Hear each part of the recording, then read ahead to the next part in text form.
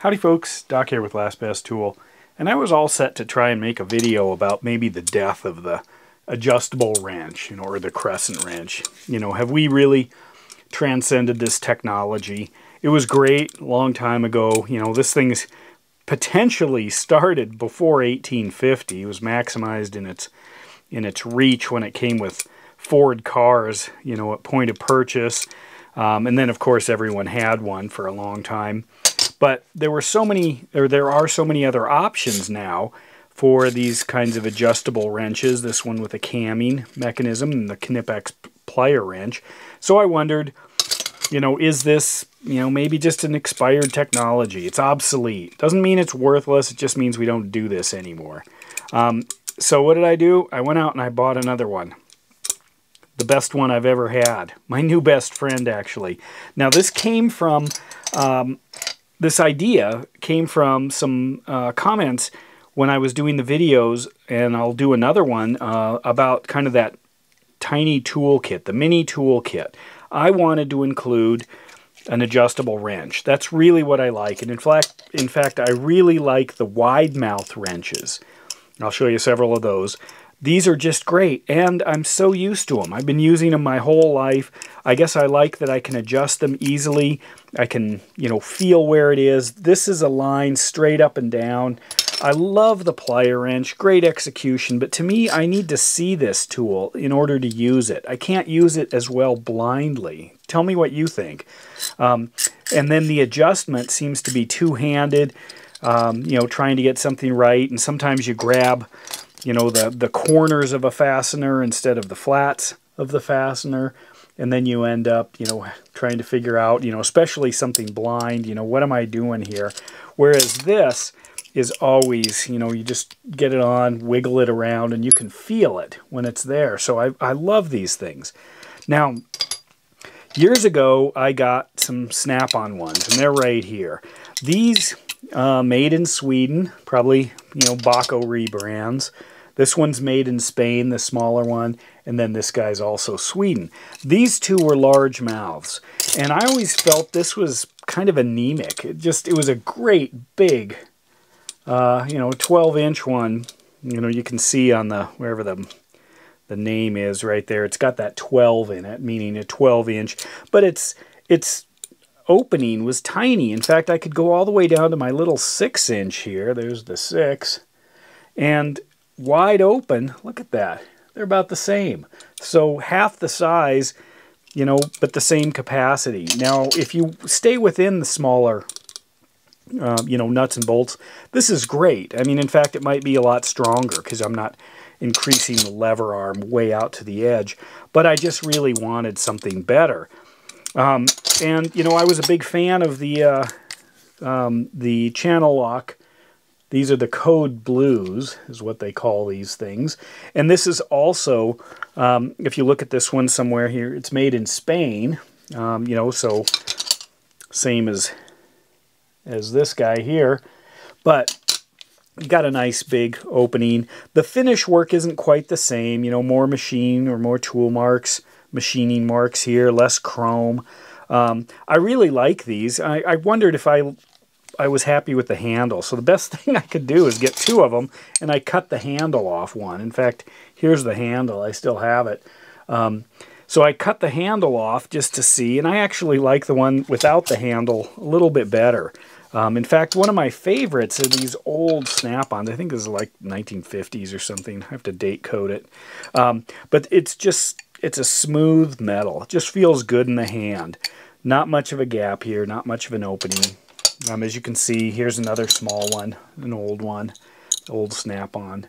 Of course, we all grew up with these things, I bet. Here's my Craftsman USA. Probably had this forever. You can see the chrome starting to come off. It's a little tough to spin this. That's pretty small. If you line these two up and look, the Snap-on is just so much smoother. So much nicer. Larger ones. Here's a Proto-Professional 10-inch. Of course, USA. Chrome starting to come off. We beat on these things. We push them. Great Neck. Here's a 12-inch. I like Great Neck. Old Great Neck stuff. I don't know why. I love the name. I don't know. It's kind of one of those, where are they now? But this one here was made in Japan, according to the name on the handle. The original Crescent Wrench was a company. Well, actually, I've got one here. Look at this thing. That's not it. Where is it? There it is. Here is, look at that old, let me get this one up here so you can see. Look at those two logos. This is an older logo, this original Crescent. And a lot of people thought Crescent like Half Moon or something. It was just a tool company. But if you flip that over, this actually has the Jamestown, New York, USA on it, whereas this one just says USA. You can get the small 4-inch Crescents made in both USA and in, get that to focus, and in, I think, China. And I had a Chinese one a long time ago. I bought one and it didn't work very well. I called the company and a very nice customer service person said, hey, what does it say on it? I said, it doesn't say anything. She goes, that's made in China. We'll send you out a USA made one as soon as we get more made. So they did, and here it is. But this is one of the older ones, kind of beat up. Still works. But so where are we going? My new one. Now there's a lot of threats to the Crescent wrench or the adjustable wrench. We use vice grips because they're adjustable. We use different types of pipe wrenches. But here's my new favorite. Check this guy out. This thing is a monster. This is the new, or I don't know how new it is. New to me. This is a 12. Here's the part number. It's the ADHW12A. Now, if you look at this, this is the FADH12A. The handles are the same. Look at that. Can't tell which is which, right? You know, if I slide them out of the picture, which one's which? They're both 12 inches, but look at that. That thing is a monster. I love it. Absolutely love it. They're about $130 off the Snap-on truck. I don't know what they are if you find the the aftermarket. But this thing goes out to 2¼ inches in here. You can use this for plumbing. Whereas this guy here goes to about 1.5 inches. So this is 3/4 of an inch more in bite. And just look at that barrel in here compared to this one. Line those up. This is just, let me maybe get them on the same plane here. This is just a beefy barrel that you're rolling around. It's huge, absolutely huge. Here's a 15-inch USA-made Craftsman. So it's darn close to that thing, but 3 inches smaller. But anyway, this is my new best friend Snap-on tool. My new best friend tool. I mean, we use these for portable vices. We use them for bending metal. We use them in plumbing. We use them in automotive. Just about everything. They're just great all-around wrenches. Now, there's another question that has come up, and that has to do with the directionality. If you go to these old Snap-ons and others, what's up with that? There's an arrow. It is telling you to turn it in the direction of the moving part. That's how I remember it. So if I throw it up on this nut here, it is designed to turn this way. Only this way, supposedly. If I turn it this way, what happens? Well, some people say it'll break the wrench. Some people say it'll change the angle of the mechanism there, producing force where you don't want it. Some people say it'll strip the nut. Now, I guess Newton, a long time ago, came up with his law about equal and opposite forces. So is it really possible to generate a force on this side different from the force on this side? Is that what's going on? Or is it this little bit of movement because this top part moves further than the bottom part, that if you use it in the opposite direction, if I go this way, the chance of slipping right here and stripping the bolt are greater. And another debate, I won't go into it now, but some people think that these are just designed to strip bolts.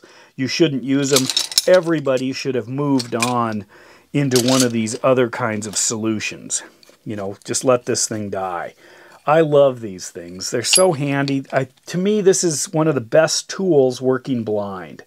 If I'm reaching around and I can't feel, exactly, or I can't see, but I can feel, I can line up one of these and get it lined up and use it better than I can use about anything else, including just regular slip joint pliers.